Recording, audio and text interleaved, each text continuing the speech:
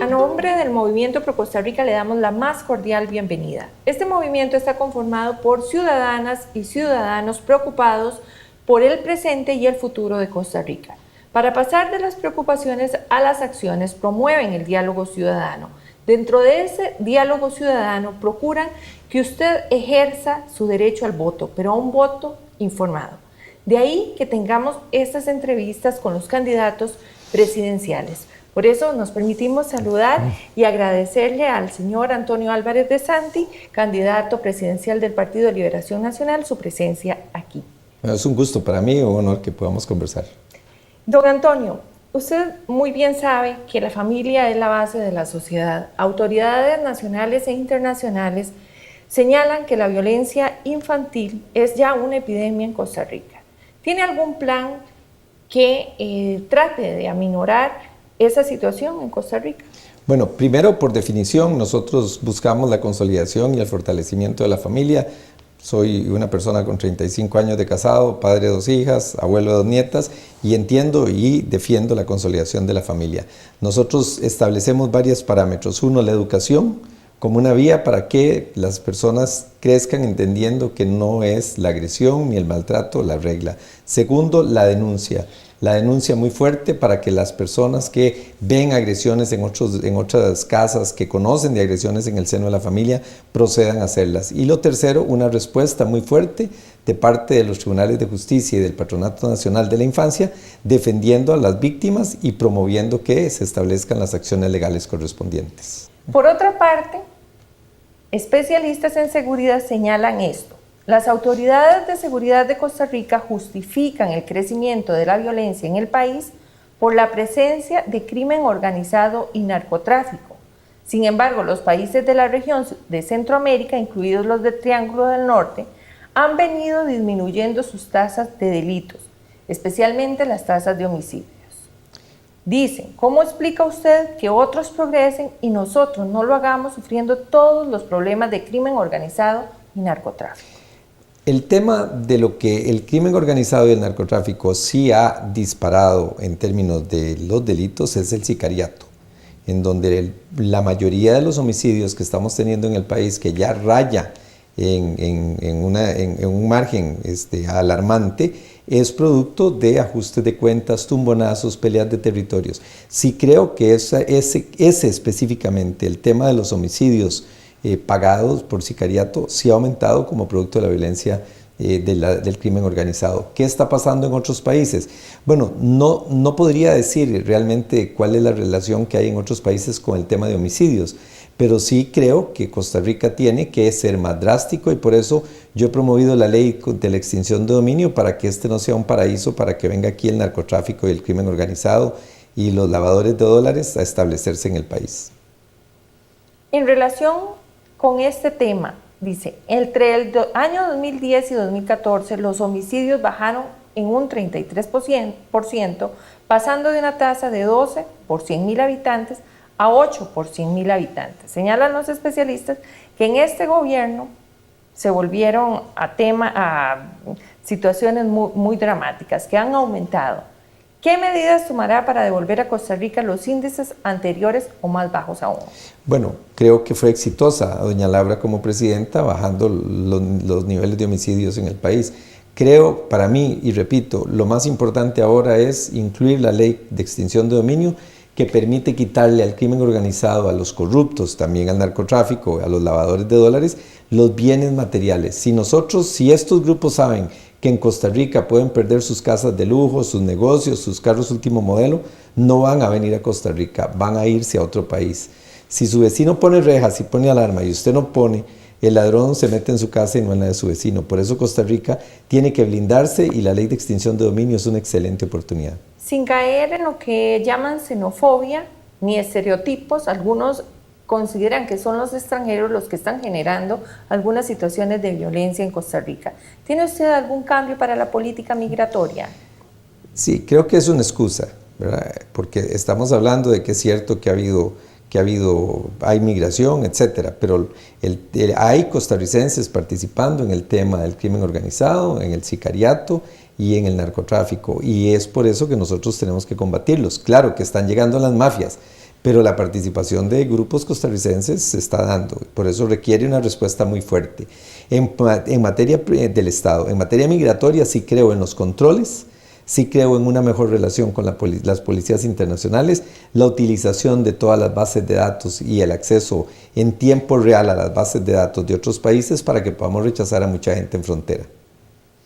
En relación con la política carcelaria, ¿usted está de acuerdo con lo que ha hecho el gobierno de Luis Guillermo Solís o cambiaría algo o continuaría usted con esta política? No estoy de acuerdo para nada, porque lo único que se ha hecho es abrir las puertas de las cárceles y liberar a la gente sin estudios de ninguna naturaleza. Yo creo que se le debe dar beneficios a quienes llevan buen comportamiento, se deben de usar los brazaletes, los mecanismos tecnológicos para darle seguimiento a las personas de baja peligrosidad para ponerlas en libertad, pero no lo que esta administración ha hecho. Yo creo que nosotros debemos de ser muy severos con la gente que ha sido condenada y la gente debe cumplir las condenas. En delincuentes primarios de delitos menores, apliquemos la ley de justicia, saquemos el proyecto de justicia restaurativa, que fue un proyecto de ley que yo presenté, que le da una segunda oportunidad a delincuentes primarios en delitos menores, siempre que restituyan el daño con aceptación de la víctima y con control judicial y seguimiento judicial. Pero nunca abrir las puertas y poner a la gente en libertad para que después venga y entre de nuevo porque ha reincidido. Pasamos al campo de la salud, más en el tema institucional. ¿Cuál sería su política para elegir idóneamente a los integrantes de las juntas directivas de las instituciones, sobre todo pensando en la Caja? Bueno, primero, en general, hay que llevar a gente que conozca la institución, tema número uno. Segundo, hay que llevar a gente honesta. El país está harto del problema de la corrupción, del tráfico de influencias, de los intereses cruzados, y en eso tenemos que asumir una posición muy drástica. Y tercero, para nosotros es importante buscar una paridad de género, hombres y mujeres. Y esto significa que busquemos a los mejores y las mejoras de cada campo para llevarlos a cada institución. Por supuesto, en la Caja, para mí es muy importante llevar a personas que conozcan todo lo que es eficiencia administrativa, ingenieros industriales, ya no solo personal médico, sino personas que conozcan tiempos y movimientos, porque buena parte de los problemas de la salud obedece a la falta de establecimiento de procesos eficientes al interno. Vamos a un tema específico. La Contraloría exigió el expediente digital. Han pasado muchos años y no está en todos los hospitales. ¿Qué cree usted que ha pasado y qué haría usted para aplicarlo? Bueno, lo que le venía conversando, tenemos que llevar ingenieros industriales, gente que entienda tiempos y movimientos. ¿Cuánto se economiza la Caja con expediente electrónico? ¿Cuánto se economiza la persona, el usuario, teniendo la posibilidad de que lo vean en cualquier lugar porque el médico tendrá acceso al expediente? Y esa es tecnología que está a la vuelta de la esquina. Ya prácticamente se ha llegado a universalizar a nivel de la atención primaria, del primer nivel, y hay que llevarlo a los otros niveles. Pero para mí solo hay una respuesta: hay que llevar de urgencia la tecnología a la Caja del Seguro Social. Por supuesto a todo el país, pero la pregunta específica es la Caja. No puede ser que teniendo 115,000 personas en espera de operaciones, las listas se lleven en una hoja electrónica de un programa de Excel. O sea, eso es propio de un país africano, y que me perdonen los africanos, en donde la tecnología no ha llegado. No es propio de un país como Costa Rica. Específicamente en el tema de pensiones, ¿cómo garantiza la sostenibilidad del sistema? 3 acciones. Hay que ampliar la base, eso significa incluir a la informalidad en la formalidad. Ampliando la base tendremos más contribuyentes. Recordemos que este es un régimen donde cuanto más personas contribuyan abajo, más podrán recibir el grupo de menos personas que está pensionado. Hoy en día estamos con una pirámide que se va invirtiendo, entonces hay que ampliar la base. Lo segundo, hay que poner a la institución a que tenga una rentabilidad mayor. Eso significa no invertir todos los recursos en bonos del Estado. Hay la posibilidad de invertir en proyectos de infraestructura, desarrollar obra pública, etcétera, para tener más rendimientos. Y lo tercero, la administración de los fondos de la Caja es una de las más onerosas que hay a nivel mundial. Entonces tenemos que manejarlos con mucho mayor eficiencia para que tenga mayores rendimientos. Pasamos a economía. Ante el elevado déficit fiscal y la creciente deuda pública que experimenta el país, ¿cómo resolvería el problema? Específicamente le plantean qué proporción del ajuste cree usted que debe ser por la vía del aumento de impuestos, qué proporción por la vía de reducción de gastos y a qué nivel propone llevar el déficit y esto en qué plazo. Nosotros planteamos atacar primero el gasto, lo cual significa ponerle un techo a los pluses salariales y para eso pues respaldamos el proyecto presentado por Sandra Pisk, 19.506, terminar la reforma en materia de pensiones para que las pensiones pierdan los privilegios, como se hizo con 4 regímenes mientras yo fui presidente de la Asamblea Legislativa y solo resta el del Poder Judicial. Una vez superados estos 2 temas, podemos entrar a la reforma en los ingresos, en donde veo el impuesto de ventas pasando a un impuesto al valor agregado, que incluya los servicios, y en materia del impuesto sobre la renta, aumentar las tasas de las rentas pasivas, que son de los intereses, del 8 al 15%.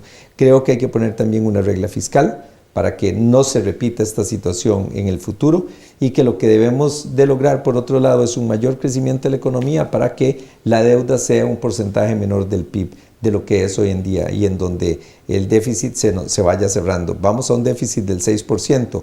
Nosotros esperaríamos que al cabo de los 4 años podamos tener las finanzas públicas en un déficit en donde el déficit total no supere el 2%. Y en relación con la modernización del sistema tributario, ya me explicó algunas medidas de impuestos, pero del sistema en sí. Bueno, yo he venido proponiendo una acción que es fundamental, que es eliminar los billetes y las monedas en el país. Esto no lo podemos hacer de la noche a la mañana, pero es un proceso que lo podemos hacer en 5 o 6 años.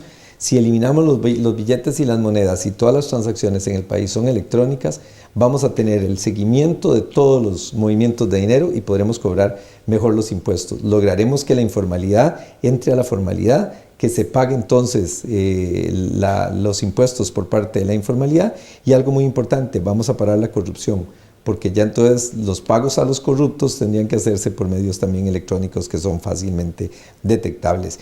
Por lo demás, yo apoyo el ir al gobierno electrónico, en donde entonces los sistemas de aduanas y de renta se comuniquen, en donde la tributación directa pueda tener un acceso a toda la información de movimiento que tiene la gente en trámites de permisos, en construcciones, etcétera, para que con bases de datos cruzadas se mejore la recaudación. Pasamos a lo que son macroprecios y política monetaria. ¿Qué tipo de política monetaria cambiaria impulsará su gobierno? La política monetaria me parece que ha sido bien manejada, creo que ha habido un buen control de la inflación, yo no establecería cambios. Me preocupa la política cambiaria que se ha seguido, el hecho de que el Banco Central prefiera que se bajen las reservas en 1.300 millones de dólares y no devaluar, creo que ha afectado la competitividad del país, ha encarecido el turismo, ha encarecido los servicios, ha perdido competitividad las exportaciones y los productores locales tienen que enfrentarse a productos importados más baratos. Si México devalúa un 30%, pues el aguacate mexicano va a ser mucho más barato que el costarricense. Si Brasil está devaluando a los niveles que lo ha hecho, pues va a ser mucho más barato traer azúcar de Brasil que estar produciendo Brasil en Costa Rica, azúcar en Costa Rica. Y entonces así vamos a ir perdiendo competitividad. Por esa razón yo lo que apoyo es que vayamos con un régimen donde sigamos con los sistemas de devaluación que teníamos, que son prudentes, controladas para no afectar a los deudores en dólares, pero que el país vaya paulatinamente disminuyendo esa pérdida de competitividad. Don Antonio, siempre en economía, pero en la variable de empleo.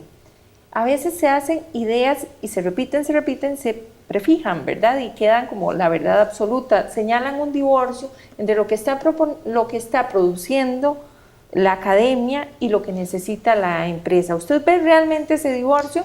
¿Y qué haría para generar más bien un buen matrimonio? Totalmente. Y no solo la academia, sino que también lo ve usted con el INA. De 3 graduados del INA, 2 no consiguen trabajo. Se dan carreras que tienen menos de 10 estudiantes.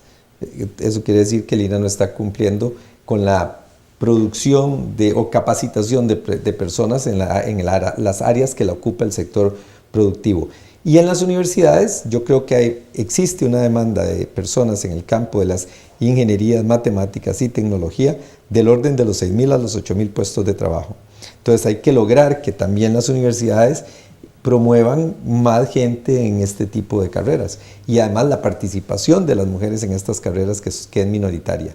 Si logramos eso, podremos tener una mejor relación entre graduados y empleo. Por supuesto, el que quiere estudiar en una carrera que esté saturada es una decisión personal de cada quien y el Estado no se la debe prohibir.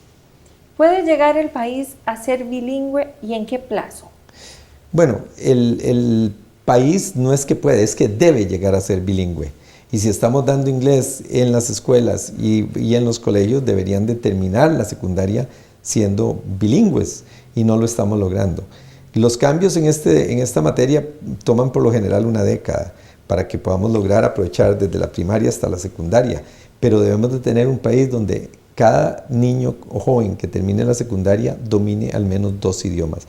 Y esto es con temas de controles de calidad y por supuesto mejorando también los programas educativos y empoderando a los profesores para que puedan lograr impulsar mejores programas de enseñanza. ¿Y cómo se puede empoderar a los profesores?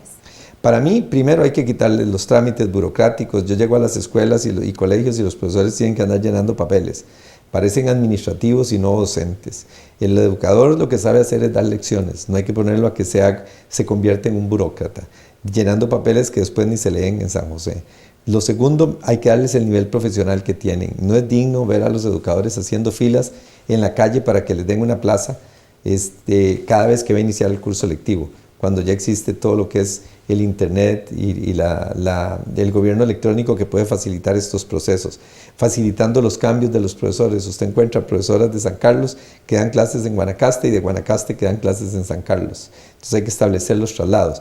Para mí, dar la propiedad de los interinos es fundamental para que se sientan seguros de lo que tienen. Y con educadores empoderados, si usted lleva el internet, lleva la computación, lleva el segundo idioma y lleva la educación física, vamos a transformar la educación en el país. Costa Rica ha apostado por la atracción de inversiones. Las empresas multinacionales requieren esquemas de flexibilidad de horarios. ¿Qué planteamientos hace usted al respecto, siempre respetando, por supuesto, la legalidad? Que ojalá que el Frente Amplio deje de obstaculizar la reforma para la flexibilidad laboral y podamos pasar a jornadas de 4-3 y que podamos tener jornadas que sean más flexibles para la gente y diferentes mecanismos como el teletrabajo, etc. Esta es una reforma que no ha avanzado porque el Frente Amplio se ha opuesto por responder a la visión de unos pocos sindicatos que por ceguera no entienden que la flexibilización de la jornada laboral ayuda a promover más empleo en el país. ¿Cómo promover que las mujeres tengan más oportunidad, las mujeres tengamos más oportunidad de trabajo en igualdad de condiciones y en igualdad de salarios que los hombres? Bueno, ese es el programa de la futura primera dama.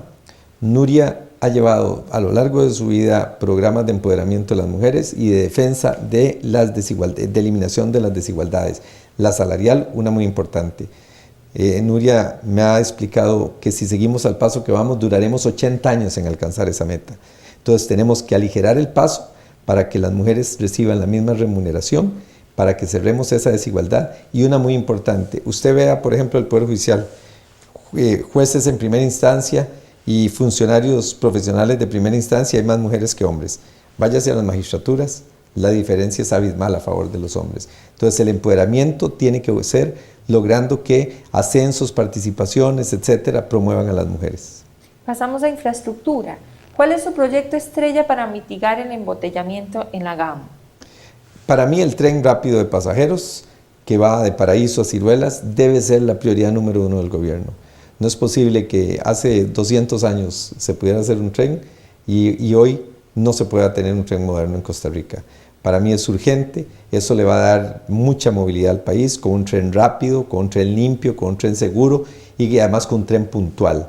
Y esto nos va a permitir, junto con las terminales y estaciones multimodales, flexibilizar todo el transporte público para que la gente no tenga que viajar al trabajo y a donde vaya en su carro. Y lo segundo tiene que ver con los pasos elevados, que podamos cruzar de Tres Ríos a Escazú por un paso elevado, igual del sur al norte de la capital, para que no tengamos que estar pasando por todos los barrios de San José cuando vamos de un lado a otro del país. ¿Y cómo se financia esa obra? El tren rápido de pasajeros tiene 2 propuestas específicas, una del gobierno chino, una del gobierno español, con los precios ya determinados en ambos casos y con facilidades de poder conseguir el financiamiento en ambos casos. Es un proyecto que le sobra, pues tal vez no le sobra, pero tiene suficientes grupos financieros internacionales interesados en financiarlo, porque se conoce el éxito de los ferrocarriles, aun cuando el Estado va a tener que cubrir parte de las cuotas. Y en otras obras, ¿cuál sería su apuesta y también cuál sería el financiamiento para otras obras que hacen falta en Costa Rica? Bueno, algunas ya están financiadas y no se inician. La Ruta 32, hay 3.000 millones de dólares para obras que no se están ejecutando. Entonces ya hay obras no solo que están financiadas, sino sobre las que estamos pagando intereses. Pero además yo defiendo las alianzas público-privadas y la concesión de obra pública. Si el gobierno no lo ha hecho, en los primeros días de mayo firmo la ampliación de la Ruta 27. Digo, si este gobierno no lo ha hecho, de aquí a que entremos al 8 de mayo. Y creo en la alianza público-privada como un mecanismo, igual que la concesión de obra pública, para que sea más rápido y los recursos los traigan los mismos grupos que van a hacer los desarrollos de infraestructura. Don Antonio, ¿cuál es la diferencia? ¿Cómo puede hacer la diferencia para decir que con un gobierno de usted sí se va a salir del entrabamiento en que ha caído la infraestructura en Costa Rica? Bueno, primero la visión para hacerlo, parte de lo que he hablado. Otro, voy a quitar un OPS para no estar perdiendo recursos con una institución que terminó contratando las encuestas del gobierno, las encuestas políticas del gobierno. Vamos a flexibilizar Setena y eliminar el requisito de pasar por Setena con ampliación de obras y para construcciones en zona urbana, que es un elemento urgente e importante, que es tema de decreto, no de ley. Y por último, mi vida como empresario ha sido una vida de una persona ejecutiva, acostumbrada a sacar proyectos adelante, a lograr que las cosas se hagan, y quiero poner al servicio del país esa experiencia ejecutiva. ¿Reformaría el MOP y sus consejos como está actualmente? Para mí no sería una prioridad, y lo he dicho con la mano en el corazón, conociendo la Asamblea Legislativa, después de haber sido 2 veces presidente, y que reconozco que mis presidencias han sido bastante eficientes. Si nos metemos en eso, nos llevamos 3 años, y no vamos a hacer un metro de carretera. Y a los 3 años tendremos el proyecto a punto de aprobarse. Yo prefiero arar con los bueyes que tengo, trabajar con las instituciones que tengo, y si de camino se pueden reformar, en buena hora, pero no voy a parar el proceso por reformar las leyes. Su posición y para cambiar la historia de lo que ha sido la sectorización del transporte público en la GAM. Es increíble que no se haya dado. Es un proyecto que lleva años de años, que lo que requiere simplemente de la orden de las autoridades administrativas para que se ejecute. Eso, igual que muchas cosas en el país, en donde uno se pregunta por qué pasan los meses, los años y no se hacen. Es el momento de hacer las cosas, ya no se requiere más discusiones, es de implementarla. Don Antonio, tiene 30 segundos para decirle a Costa Rica por qué usted merece ser el presidente.